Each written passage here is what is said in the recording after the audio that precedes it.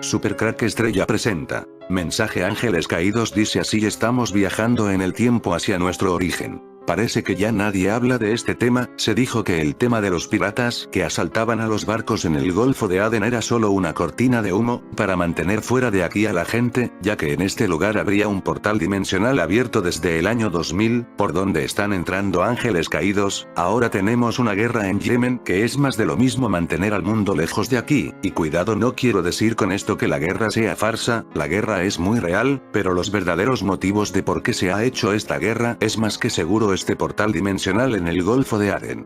Para muchos en este lugar estuvo el Jardín del Edén, así que tendría mucho sentido que los ángeles caídos abrieran un portal aquí. El Golfo de Adén, obvia derivación del Adán, ha sido asediado permanentemente desde 2008 por todas las superpotencias mundiales, quienes han enviado embarcaciones de guerra con el pretexto de proteger su ubicación estratégica para el libre comercio entre Asia y Europa, y más recientemente, por una supuesta escalada terrorista. Desde el año 2011 se está hablando de este tema del portal dimensional abierto aquí, aunque parece caído en el olvido. Países como Rusia, Estados Unidos, Australia, Francia, Turquía, Suecia, Tailandia, España, Singapur, Arabia Saudí, Alemania, Gran Bretaña, Portugal, Países Bajos, Pakistán, Corea, la Unión Europea, las Naciones Unidas, Malasia, Irán, Grecia, India, China o Japón. Estos dos últimos casos son más extraños que en el resto, ya que se trata de países que no suelen abandonar sus zonas clásicas de operaciones. En el caso de Japón es la primera vez que lo hace en las últimas décadas. Han saturado la zona del Golfo de Adén con cientos de buques militares. Arabia Saudí, que es el país más próximo, inició una guerra con Yemen, sin que nadie aún sepa cuáles son las verdaderas razones de esta guerra. ¿Más petróleo?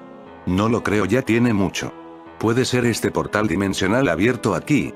Más que seguro. Este intenso movimiento ha creado numerosas sospechas respecto a los verdaderos y ocultos intereses en este enigmático y exótico, como ya hemos visto en este canal de Supercrack Estrella. El hecho de que los barcos en cuestión estén pertrechados con tecnología de punta, militarmente hablando, agrega aún más intriga al enigma, ya que el combate contra el terrorismo a todas luces no requiere ese tipo de armamento, es claramente un combate sucio, de infantería y casa por casa, y la supuesta protección de una zona estratégica tampoco lo justifica, dado que no hay amenazas serias de enemigos humanos poderosos en el área. Nada justifica tantos militares allí.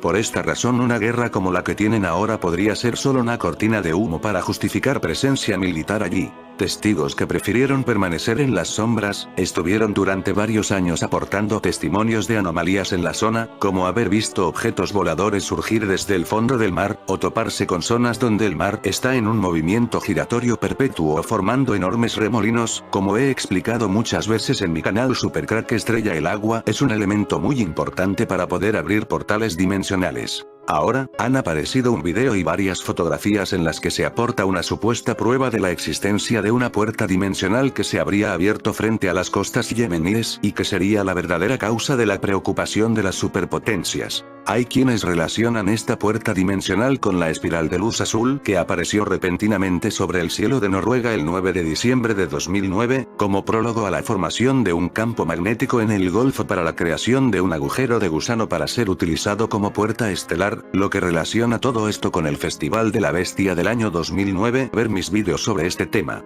También se ha asociado la supuesta existencia de esta Stargate con la aparición de agrogramas, o crop circles, círculos de las cosechas de gran similitud en tres lugares diferentes: Winton Windmill, Yemen e Inglaterra, que pueden ser colocados perfectamente unos sobre los otros, mostrando un código en ASCII y un mensaje decodificable a 9 dígitos en el sistema binario, y de cuyo estudio científico y superposición, se dedujo, entre otras cosas, el siguiente mensaje: estamos viajando en el tiempo hacia nuestro origen. O sea que se cogió los crop circles muy parecidos de tres lugares distintos, y con un programa de ordenador se puso uno encima del otro y salió este mensaje: estamos viajando en el tiempo hacia nuestro origen. Desde mi punto de vista, este mensaje solo puede tener un origen arconte. Son los únicos interesados en nuestras vidas pasadas, son ellos los que buscan durante nuestros sueños, buscando su linaje de sangre, al igual que los ángeles caídos buscan volver a la época donde ellos dominaban la tierra, antes de que fueran encerrados en el pozo del abismo donde están ahora y de donde quieren escapar. El vórtice magnético del Golfo de Adén fue detectado hace muchos años por científicos norteamericanos al establecerse una base militar estadounidense en Djibouti, África en el 2000, el mismo se mantuvo relativamente estable, hasta que comenzó a agrandarse en 2008, aparentemente, su fecha de anclaje, convirtiéndose actualmente en la acumulación magnética más grande de la historia. Científicos rusos, chinos y estadounidenses han intentado en vano determinar su origen. El almirante Maxikov de la flota rusa del norte opinó en un informe secreto que elevó al primer ministro Putin, que sospechaba que se trataba de una puerta dimensional abierta por fuerzas de origen desconocido, interdimensionales o de origen extraterrestre. Desde mi punto de vista son demonios ángeles caídos. La anormal ola de terremotos que soportó esa zona, entre 40 y 60, el año 2015 intensificó las sospechas, ya que fue la primera vez en la historia que se registró actividad sísmica en esa zona. Sus intensidades variaron entre 4,5 y 6,3 en la escala de Richter. Un vórtex multidimensional permitiría el acceso de vibraciones e incluso de seres de otras dimensiones a nuestro mundo, y viceversa, si su frecuencia vibratoria se tornara permanente. La zona en cuestión ha sido acordonada con una zona de exclusión militarizada de varios kilómetros a la redonda, muy en el estilo de lo que se hizo con la Antártida. Aaron Koyun, un joven ex militar, miembro del programa utilizado para desarrollar guerreros psíquicos y supersoldados, asegura que efectivamente se ha activado allí un portal dimensional, según él con fecha de anclaje el 5 de enero de 2010, que el mismo es submarino, por eso se lo ha bautizado Seagate, y que no está seguro si los autores han sido humanos, extraterrestres, o una sociedad entre ambos. Koyun nació el 6 de septiembre de 1978, tiene actualmente 31 años y sirvió en el ejército de los Estados Unidos durante 10 años, habiéndose desempeñado en la Marina como jefe de máquinas y rescate en operaciones especiales, participando también en la división Toxicomanía, todo esto, mientras secretamente había sido reclutado desde muy joven, según su propio relato, para integrar una división investigadora de fenómenos paranormales, muy al estilo de la división Fringe. El ex militar, que integra la tercera generación familiar que ha participado en proyectos militares secretos, su abuelo integró la operación Paperclip que se ocupó de la reubicación de los científicos de la Alemania nazi, y su padre y su hermana también formaron parte de divisiones de seguridad secretas del gobierno norteamericano. Asegura que la puerta multidimensional no es ninguna fantasía, y que la inclusión de este tipo de temas en películas y series son un ardid para que la gente los etiquete automáticamente como fantasía y ciencia ficción, y renuncia así a escarbar más profundo. Sostiene no tener constancias aún del origen extraterrestre de la puerta dimensional, ni de las intenciones que tendrían estos supuestos alienígenas, aunque supone que si se han asociado con los militares, seguramente las mismas no serán buenas. Según una ancestral leyenda egipcia, si el hombre amenaza alguna vez con destruir la tierra, la diosa Uadjet, a quien se celebra milenariamente los 25 de diciembre, es decir, en nuestra Navidad, volverá enfurecida a través del vórtice del ojo de Ra para combatir en batalla a aquellos que osaron desafiar a los dioses y sus planes divinos para la humanidad. O sea, cada vez que hay una amenaza de guerra nuclear, este portal dimensional se activa y empiezan a entrar entidades para evitar que destruyamos la tierra, por lo menos eso dice la leyenda, aunque también podría ser todo lo contrario, que aprovechen el caos para entrar en nuestra dimensión y hacerse con el poder de la tierra, y instaurar el nuevo orden mundial. Observar el extraño objeto que he marcado con un círculo y la distancia con la señal crop circles, están marcadas con chinchetas amarillas la distancia, el extraño objeto para estar por encima de la arena de la playa.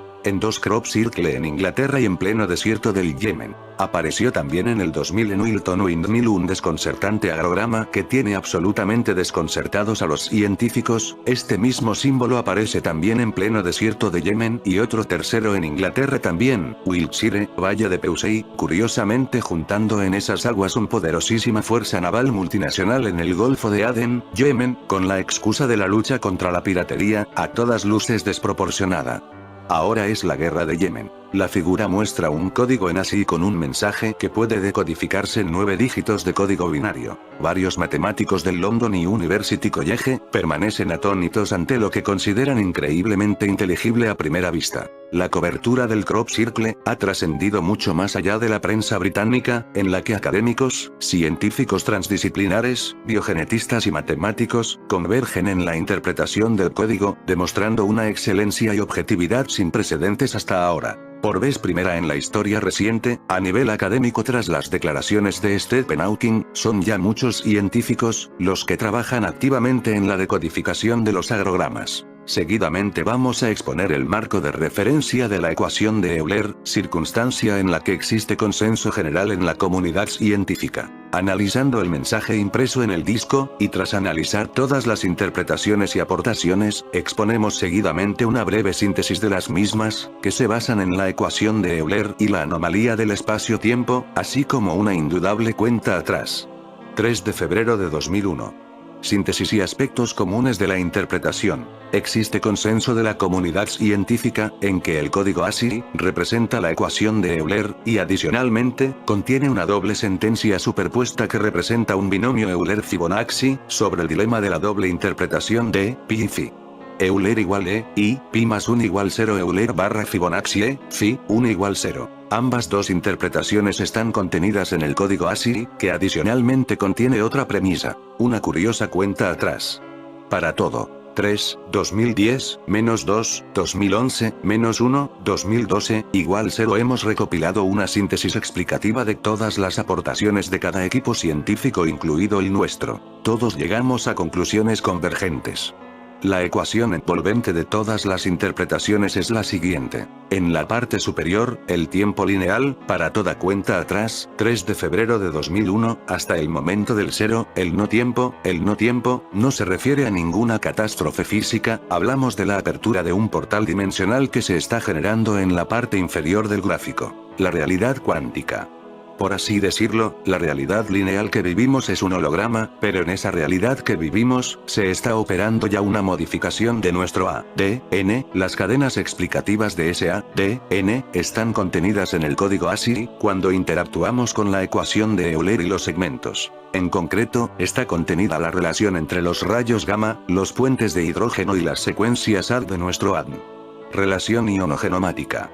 También está contenida, la relación entre los patrones de armónicos de la radiofrecuencia y nuestro diferencial KG, los paquetes de resonancias Schumann. Todos esos procesos se están operando ya en nuestro ADN, y este ciclo durará 3 años, se completará en este periodo. A este nivel, igualmente, la atmósfera de la Tierra, se está ionizando, está cambiando para poder alcanzar la resonancia necesaria para el punto cero, que está en los 13 hercios, punto en el que se producirá la convergencia para la apertura del agujero de Einstein-Rosen. En ese momento se abrirá completamente un estado de la materia parecido al de los cristales, éter, de forma coherente y armónica con los cambios que se están operando en nuestro ADN. En la parte inferior, vemos, la superposición del binomio Euler-Fibonacci, así como su equivalencia en formulación de planos alternativos u hologramas convergentes y simétricos, tal y como vimos en el estudio hipergeometría. Las realidades alternativas son supersimétricas y los planos pueden superponerse. De hecho, igualmente apreciamos que en ese escenario, hay 3 fases coincidentes temporalmente con eventos de entrada en un horizonte de sucesos de un puente, Einstein-Rosen, un agujero de gusano. De la información contenida en las ecuaciones parece inferirse, que cada posición de los sectores replica exactamente diferentes escenarios que son simétricos entre sí, y que se corresponden con un viaje al pasado. Vamos hacia el origen, o vamos a cambiar de plano. Finalmente, se ve una elección entre diversos planos posibles, diversos escenarios alternativos. En conclusión, en el 2012 pasamos a otra realidad paralela, los que conocemos como efecto Mandela. Es posible que alguno de los experimentos del CERN contactara con los ángeles caídos en otra dimensión. Estos círculos es la forma en la que ellos nos hablan desde la dimensión donde están encerrados.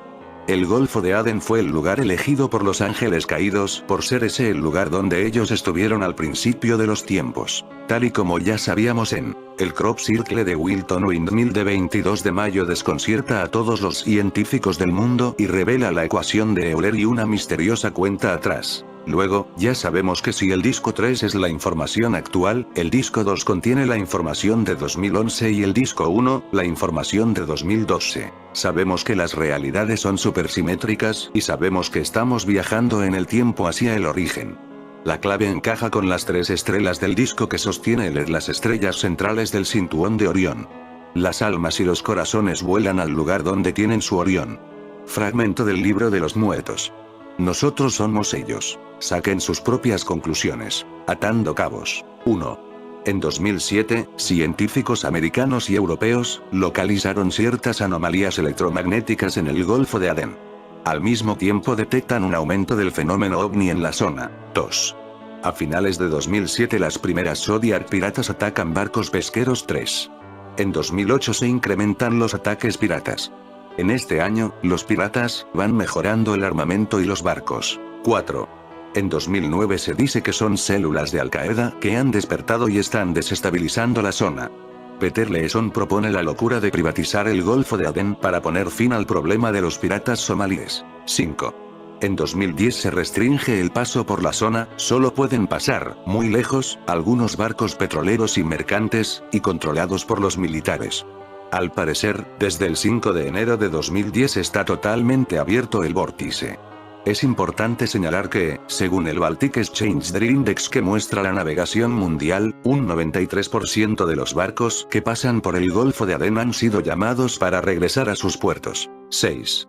¿Por qué hay una guerra en Yemen y qué papel juegan las potencias internacionales? El conflicto tiene sus raíces en la primavera árabe de 2011, cuando un levantamiento forzó al presidente autoritario del país, Ali Abdullah Saleh, a dejar el poder en manos de su vicepresidente, Abdrabbu Mansour Hadi. Se suponía que la transición política llevaría la estabilidad a Yemen, pero el presidente Hadi enfrentó diferentes problemas, entre ellos los ataques por parte de Al-Qaeda y de un movimiento separatista en el sur, la corrupción, la inseguridad alimentaria y el hecho de que muchos militares seguían siendo leales a Saleh. La calma antes de la guerra. Como un vital puerto del Mar Rojo en Yemen se prepara para la peor de las ofensivas. El movimiento Houthi, que defiende a la minoría chiita Zaidi de Yemen y luchó en varias rebeliones contra Saleh en la década precedente, se aprovechó de la debilidad del nuevo presidente para tomar el control de la norteña provincia de Saada y zonas cercanas. Desilusionados por la transición, muchos yemeníes, sunitas incluidos, apoyaron a los hutíes, y a finales de 2014 y principios de 2015 los rebeldes tomaron Sanaa, la capital, forzando a Hadi a irse al exilio.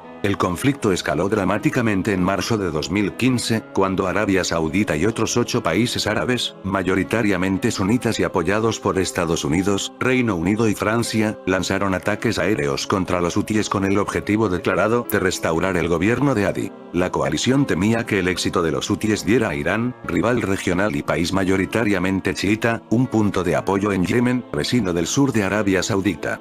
Sea como sea, es otro motivo para tener controlado este portal dimensional en el Golfo de Adén. Según Aaron Koyum, los militares están allí por la existencia de un Stargate en el Golfo de Adén.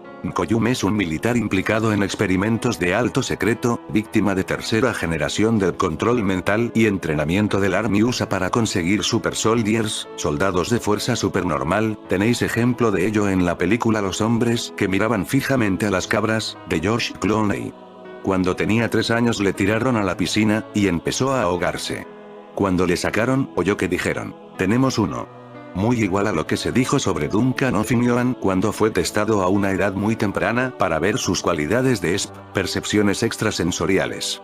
Koyum conoce a O'Finioan y David Corso, de eventos anteriores como víctimas de control mental y educación militar, para llegar a servir como Super Soldiers.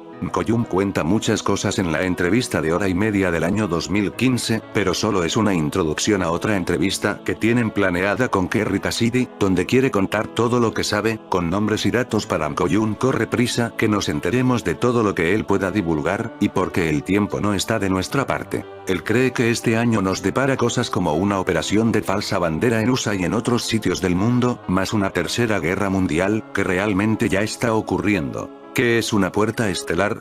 Es algo así como un vórtice de energía electromagnética que abre puertas dimensionales para viajar a través del espacio. En esta foto podemos apreciar una imagen de la anomalía en el Golfo de Adén. ¿Fantasía? No, no es ciencia ficción. En el siglo pasado se hicieron muchísimos experimentos, basados en la ciencia de Nikola Tesla, que permitía hacer desaparecer barcos completos, para volver a aparecer en otro punto del planeta, a veces con consecuencias desastrosas para los tripulantes. Podéis ver el film El experimento Filadelfia. Hay científicos y militares que, afirman, están utilizando estas técnicas para enviar personas a Marte. ¿Quiénes están abriendo la puerta estelar del Golfo de Adén? Koyuma afirma que naves extraterrestres entran y salen de esta anomalía magnética y que existe una base submarina justo debajo. Las profecías bíblicas ya apuntaban hacia esta zona, concretamente Etiopía, que está justo enfrente cruzando el Golfo, como sede del inicio de los tiempos. Las armadas de nuestro mundo están a punto de desencadenar una guerra defensiva sin precedentes según una fuente Sorchafaal reporta que del Ministerio del Interior ruso y la FSB, Fuerzas Especiales, vienen circulando en el Kremlin rumores que señalan que las armadas de nuestro mundo están a punto de desencadenar una guerra defensiva sin precedentes. ¿Contra quién? Contra los llamados por ellos gigantes fundadores del jardín bíblico del Edén, así evitar que nuestro planeta vuelva a ser colonizado por una antigua raza alienígena conocida por los antiguos como los Anunnakis, o Nephilims, cuyos antiguos textos babilónicos señalan que son los antiguos vigilantes de la Tierra. Lo más perturbador es que las fuerzas navales del mundo se encuentran asentadas en el área descrita históricamente como el río de agua dulce que sale del Edén, que es la ubicación exacta dada por los antiguos textos babilónicos para el asiento de la principal base submarina de los vigilantes. Este tipo de noticias, por más absurdas o difíciles que sean de creer para una persona común, e incluso las informadas del tema, son tema conocido por todas las potencias mundiales desde hace muchos años. La corta vida de Alejandro el Macedonio, más conocido como Alejandro Magno, estuvo llena de conquistas, aventuras y exploraciones. El ardiente deseo de alcanzar los confines de la Tierra, y de desvelar los misterios divinos. Al ser un híbrido Anunnaki, la sed de conquista, sangre y control, lo llevaba incorporado en el ADN, además estaba conectado mentalmente con su padre Marduk, quien le daba las instrucciones necesarias para dirigir el futuro de la humanidad, como ocurre con todos los elegidos de los dioses controladores. En Oriente, lo llamaban Iskander el asesino, el aniquilador. Un monstruo, conquista el mundo conocido, transgrediendo todos los preceptos morales. Era un genio militar y asesino psicópata. A marchas forzadas guía a su ejército por el desierto, mata a su mejor amigo, crucifica a 2000 personas que le llevan la contraria. E incluso forma parte del asesinato de su padre. Era un general carismático, un vividor, megalómano y asesino sanguinario. Tuvo como tutor al filósofo Aristóteles, que lo instruyó en la sabiduría de la antigüedad.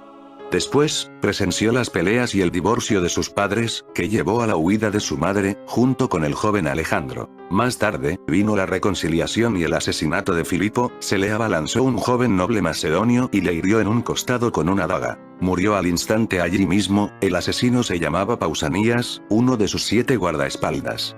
Todo fue planeado por Alejandro y su madre, ya que su coronación estaba en peligro. Esto llevó a la coronación de Alejandro en el 336 a.C., cuando este contaba con solo 20 años de edad. Sus primeras expediciones militares le llevaron al oráculo de Delfos, donde oyó la primera de varias profecías que le pronosticaban la fama, pero una vida muy corta. Egipto. A principios del 331 a.C., tras unas exitosas campañas militares contra los persas, Alejandro se encaminó a Egipto, donde esperaba una fuerte resistencia por parte de los virreyes persas que gobernaban el país, pero se sorprendió al ser recibido como un libertador. Sin perder tiempo, Alejandro fue hasta el gran oasis de Siwa, sede del gran templo y oráculo de Amón-Ra, en el noreste de Egipto. Se creía que los primeros faraones egipcios eran hijos de Amón. Alejandro, el nuevo dirigente de Egipto, quería que el dios le reconociera como su hijo. Allí, el mismo dios le confirmó a Alejandro su verdadero parentesco y, así reafirmado, los sacerdotes egipcios lo deificaron como faraón. De ese modo, su deseo de escapar a su destino mortal se convertía no en un privilegio, sino en un derecho. A partir de entonces, se representó a Alejandro en las monedas como a un Zeus Amón con 2 cuernos. Los cuernos significan la conexión con Baal, uno de los jerarcas arconte, es uno de los más poderosos arcontes, al cual le ofrecen rituales de sangre más habitualmente sus colaboradores. Más tarde, Alejandro fue hacia el sur, hacia Karnak, centro del culto de Amón-Ra, y en el viaje hubo algo más de lo que parece. Centro religioso venerado desde hacía 1800 años, Karnak era un conglomerado de templos, santuarios y monumentos a Amón construido por generaciones de faraones. Centros ceremoniales dedicados a Marduk. Una de las construcciones más impresionantes y colosales era el templo que construyera la reina Hatshepsut más de 1000 años antes de la época de Alejandro. Ella también había sido hija del dios Amón, concebida por una reina a la que el dios había visitado disfrazado. Marduk estaba dejando su estirpe generacional para crear junto con la ayuda de Enlil, el imperio de los híbridos Anunnaki, para reinar y controlar a los humanos esclavos hasta el día de hoy. Los relatos sobre las aventuras de Alejandro Magno en busca de la inmortalidad se encuentran en versiones paralelas en muchos idiomas incluidos el latín, el hebreo, el árabe, el persa, el siríaco, el armenio y el etíope, así como al menos 3 versiones en griego. Las diferentes versiones, algunas de las cuales remontan sus orígenes a la Alejandría del siglo II a.C., difieren aquí y allí, pero, en general, sus abrumadoras similitudes indican un origen común. Quizás los escritos originales del historiador griego Calístenes de Olinto, nombrado por Alejandro para que hiciera un registro de sus hazañas. O, como se ha dicho en algunas ocasiones, copias de las cartas de Alejandro a su madre Olimpia y a su maestro Aristóteles.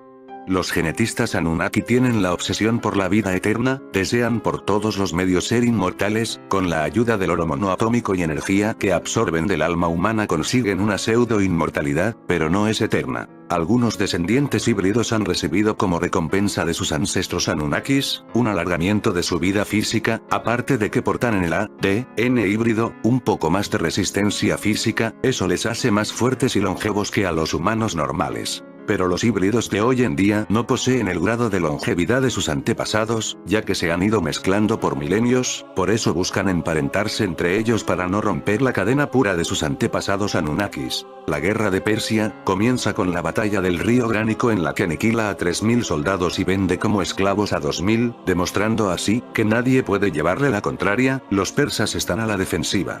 Tras apoderarse de Turquía, sorprendentemente no va a los puertos de Oriente antes de que sean fortificados, aunque esa fuera la estrategia más lógica. Él va a Gordio, al norte, debido a la leyenda del nudo gordiano, según la cual quien soltara el nudo que Gordias ató como ofrenda a Zeus por su coronamiento como rey de Frigia, conquistaría el mundo y sería rey de Persia y señor de toda Asia.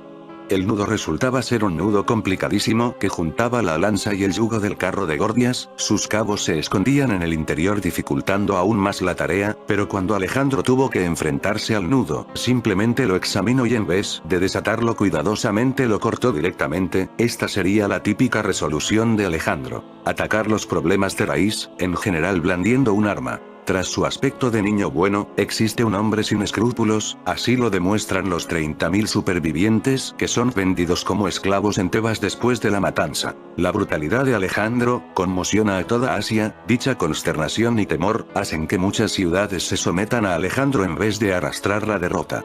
Alejandro se considera especial, un semidios, sabe que los dioses le acompañan en la batalla. Masacra a sus adversarios como ejemplo o al resto del mundo. Tras 3 años de contienda, el imperio alejandrino ocupa 625.000 kilómetros cuadrados, y él solo tiene 23 años. Según estos textos, en vez de llevar a sus ejércitos de vuelta hacia el este, hacia el corazón del imperio persa, Alejandro eligió una pequeña escolta y a unos cuantos compañeros, y organizó una expedición que se adentró aún más al sur. A sus desconcertados compañeros se les hizo creer que era un viaje de placeres sexuales.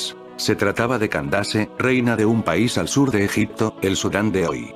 Al revés que en el relato de Salomón y la reina de Saba, en este caso fue el rey el que se trasladó hasta el país de la reina, pues, sin saberlo sus compañeros, lo que Alejandro estaba buscando en realidad no era el amor, sino el secreto de la inmortalidad. Después de una placentera estancia, la reina accedió a revelarle a Alejandro, como regalo de despedida, el secreto de la maravillosa cueva donde se congregan los dioses. Esta cueva es un acceso a una base intraterrena, donde algunos de los genetistas Anunnakis realizan experimentos basados en la inmortalidad. Siguiendo las indicaciones de Candace, Alejandro llegó al lugar sagrado. Entró con unos cuantos soldados, y vio una neblina como iluminada por las estrellas.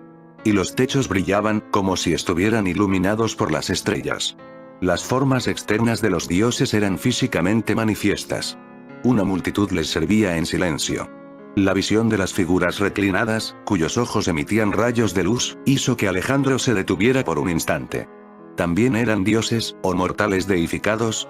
Entonces, se sobresaltó al escuchar a una de las figuras hablando en voz alta: «Bienvenido, Alejandro. ¿Sabes quién soy?»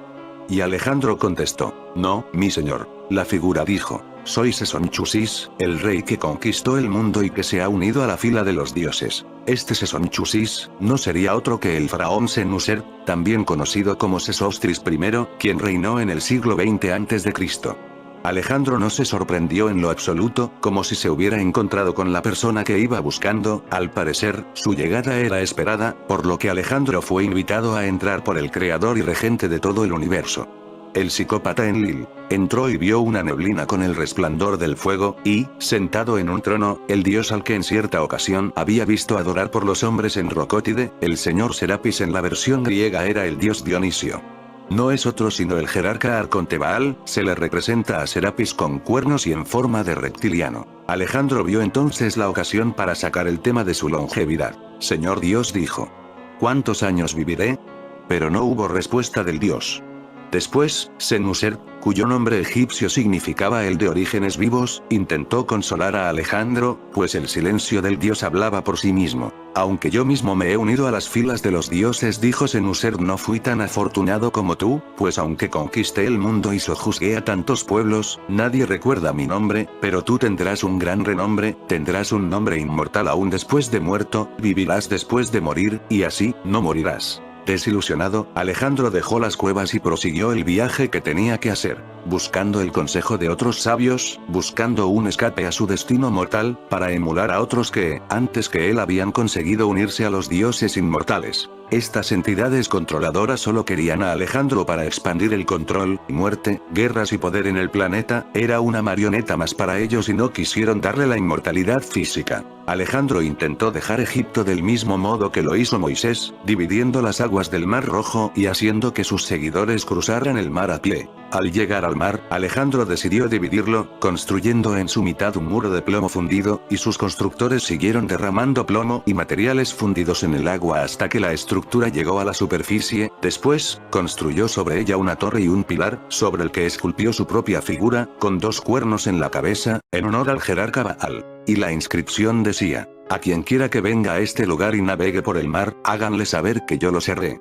Después de dividir las aguas, Alejandro y sus hombres se pusieron a cruzar el mar. Sin embargo, como precaución, enviaron por delante a algunos prisioneros. Pero cuando llegaron a la torre, en el centro de las aguas, las olas del mar saltaron sobre los prisioneros y el mar se los tragó, pereciendo todos. Cuando el de los dos cuernos vio esto, tuvo miedo del mar con un temor poderoso, y desistió en su pretensión de emular a Moisés. Vio que no le estaban ofreciendo la ayuda que a Moisés le dieron sus jefes arcontes y defraudado se fue maldiciéndolos. Sin embargo, anhelando descubrir la oscuridad al otro lado del mar, Alejandro dio varios rodeos, durante los cuales se supone que visitó las fuentes del río Éufrates y del río Tigris, estudiando allí los secretos de los cielos, las estrellas y los planetas. Dejando atrás a sus tropas, Alejandro volvió a la tierra de la oscuridad, llegando a una montaña llamada Musas, en el borde del desierto. Después de varios días de marcha, vio un sendero recto que no tenía pared, que no tenía altura ni tampoco un lugar bajo. Dejó a los pocos compañeros de confianza que le acompañaban y prosiguió solo. Después de viajar durante 12 días y 12 noches, percibió el resplandor de un ángel, pero cuando se acercó, el ángel era un fuego llameante. Alejandro se dio cuenta de que había llegado a la cima de la montaña que rodea el mundo, donde está situado el paraíso, la tierra de los vivos, el sitio donde moran los santos. Allí había un tabernáculo reluciente desde la cual se extendía en dirección al cielo una inmensa escalera, hecha con 2500 losas de oro. Dentro, Alejandro vio figuras de oro, todas de pie en su nicho, un altar de oro y dos gigantescos candelabros de 18 metros de altura. Sobre un diván cercano, se veía reclinada la figura de un hombre que estaba tapado con un cobertor incrustado de oro y piedras preciosas, y, por encima, trabajados en oro, tenía sarmientos de vid cuyos racimos de uva estaban compuestos con joyas.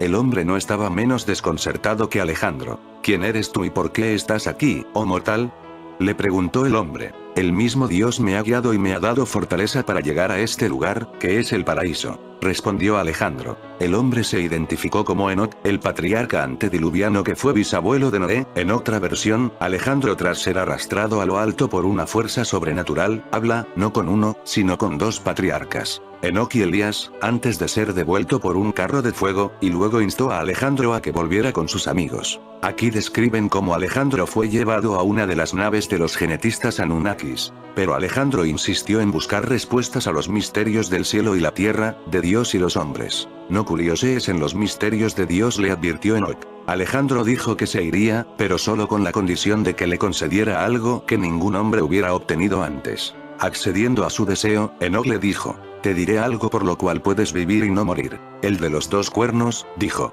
Dilo. Y Enoch le contestó. En la tierra de Arabia, Dios ha establecido la negrura de la sólida oscuridad, en la cual hay oculto un tesoro de su conocimiento, también allí está la fuente de agua a la que llaman el agua de vida, y quien quiera que beba de ella, aunque solo sea un trago, nunca morirá. El ángel le atribuyó otros poderes mágicos a esta agua de vida, tal como el poder de volar por los cielos, igual que vuelan los ángeles.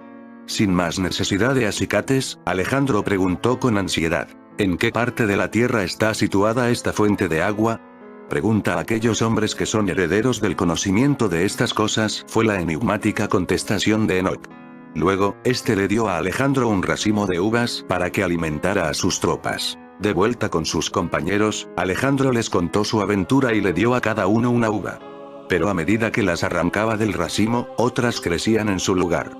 Y así, con un racimo, dio de comer a todos sus soldados y a los animales. Enoch le estaba hablando del portal interdimensional del Golfo de Adén. En ese portal se encontraría con los guardianes que le darían el agua de vida. Al tomar este líquido, te activa todo el ADN y además de darte cierta inmortalidad momentánea, te activa los poderes latentes en el mismo. Alejandro, al ser un híbrido Anunnaki, tendrá más facilidad en adquirirlos. Más tarde, Alejandro se puso a hacer preguntas a todos los eruditos que pudo encontrar.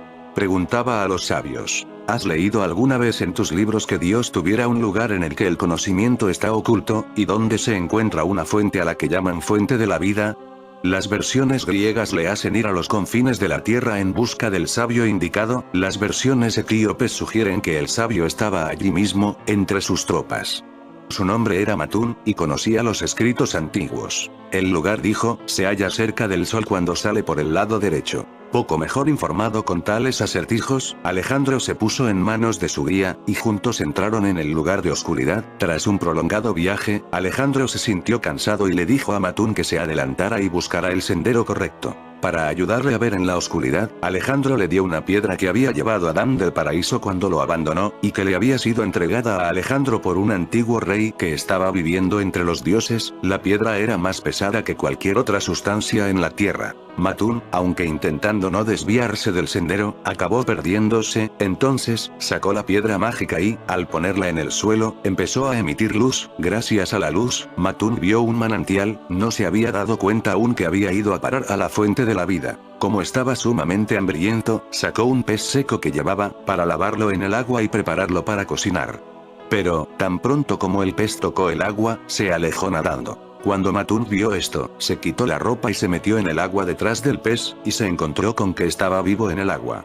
Al darse cuenta de que aquel era el manantial del agua de vida, Matún se lavó en las aguas y bebió de ellas. Cuando salió del manantial, ya no tenía hambre ni preocupación alguna, pues se había convertido en el Kid, el imperecedero, el que sería joven para siempre. Al volver al campamento, no dijo nada de su descubrimiento a Alejandro. Después, Alejandro mismo reanudó su exploración, buscando a tientas el camino correcto en la oscuridad. De pronto vio la piedra que Matún se había dejado, brillando en la oscuridad. Entonces tenía 2 ojos, que lanzaban rayos de luz. Al darse cuenta de que había encontrado el sendero correcto, Alejandro se apresuró por él, llegando a un lugar incrustado de zafiros, esmeraldas y jacintos que brillaba, a pesar de que allí no se veía ni sol, ni luna, ni estrellas. El camino estaba bloqueado por 2 pájaros con rasgos de hombre. Estos 2 híbridos eran los guardianes del portal interdimensional. Retrocede. Le ordenó uno de ellos a Alejandro, pues la tierra que pisas pertenece solo a Dios. Retrocede, oh desdichado, pues en la tierra de los bienaventurados no puedes poner el pie. La voz le reconvino por sus desmesuradas ambiciones y le profetizaba que, en vez de conseguir una vida eterna, no tardaría en morir. Aterrorizado, Alejandro volvió con sus compañeros y sus tropas, renunciando a la búsqueda. Pero antes de abandonar el lugar, se llevaron como recuerdo tierra y piedras. En la versión griega del pseudo Calístenes, era Andreas, el cocinero de Alejandro, el que llevaba el pez seco para lavarlo en una fuente cuyas aguas centelleaban con relámpagos. Cuando el pez tocó el agua, recobró la vida y se le escurrió de las manos al cocinero. Este, al darse cuenta de lo que había encontrado, bebió de las aguas y cogió un poco en un cuenco de plata, pero no le habló a nadie de su descubrimiento.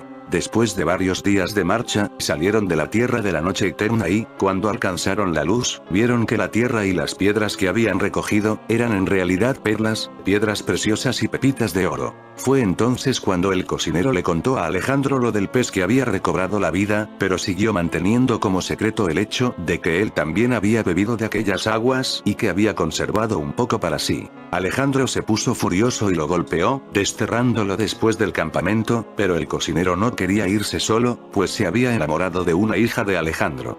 Así que le reveló su secreto a ella y le dio a beber de las aguas. Cuando Alejandro se enteró, también la desterró. Te has convertido en un ser divino al hacerte inmortal, por tanto no puedes vivir entre los hombres.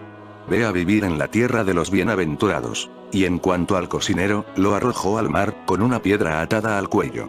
Pero, en vez de ahogarse, el cocinero se convirtió en el demonio marino Andrentic. Pese a todo, Alejandro no pudo escapar a su destino, muriendo a los 33 años de edad, en Babilonia, abandonado por los embaucadores dioses el 13 de junio del 323 a.C. 10, según algunos autores, Alejandro murió en el palacio de Nabucodonosor II de Babilonia, el psicópata que deseaba apoderarse de la mesa de Salomón, destruyó Jerusalén y apresó a Daniel el profeta. Se dice que posiblemente fuera una extraña enfermedad la que acabó con su vida, pero también se sospecha de que fue envenenado por alguien cercano a él. Me topé con el enigma de los círculos de las cosechas casi por casualidad, buceando por internet en los años 90. Aquellos enormes diseños eran demasiado complejos. Con el tiempo, descubrí que los enigmáticos dibujos aparecían de madrugada en el 99% de los casos. ¿Quién podía realizarlos en plena noche con tal perfección, más teniendo en cuenta que no se encontraban huellas en los campos y que los tallos estaban perfectamente doblados? Era imposible, cientos de miles de plantas dispuestas en espiral sin romperse, formando inmensos cuadros tridimensionales que solo podían verse desde las alturas, como ocurre con las famosas líneas de Nazca. El círculo surgido en 2000 en Avebury, que representaba un campo electromagnético. El de Woodborough en el mismo año, en el cual se observaban espirales logarítmicas y, sobre todo, el del 27 de agosto de 2002 en Croquet Soleil, confirmaron mis sospechas sobre la naturaleza desconocida de aquellas figuras, las cuales mostraban una serie de cuadrículas derivadas de circunferencias que se cruzaban y partían de un punto central que, increíblemente, se hallaba impoluto. Esferas de luz crean los crop circles. En el 2002 también apareció la maravilla de Windmill Hill, el diseño más complejo de todos, cuyos símbolos nos acercan a los últimos postulados de la física hiperdimensional. Tenía que viajar a Inglaterra para ver con mis propios ojos esos dibujos y tratar de descubrir cómo se forman. Fueron el ingeniero de computación Winston Ketch, el abogado e investigador privado Gary King y su pareja Paula Presde Jones, de la Universidad de Cardiff, los que tuvieron una brillante idea aquella noche del 6 al 7 de julio de 2007, pertrechados con una cámara de visión nocturna, modelo JVSD 700 con una película de alta sensibilidad a la luz BX 2100, decidieron llevar a cabo una noche de observación en la montaña de Knaphill, un lugar rodeado de cultivos de trigo. Colocaron sus equipos enfocando el campo de Astfield, famoso en aquellos parajes por haber sido el lienzo donde se habían formado numerosas figuras en años anteriores por las mismas fechas, y se mantuvieron alerta. A las 3 horas y 13 minutos de la madrugada la cámara registró una misteriosa interferencia, los investigadores comprobaron el cableado, la fuente de alimentación y la batería.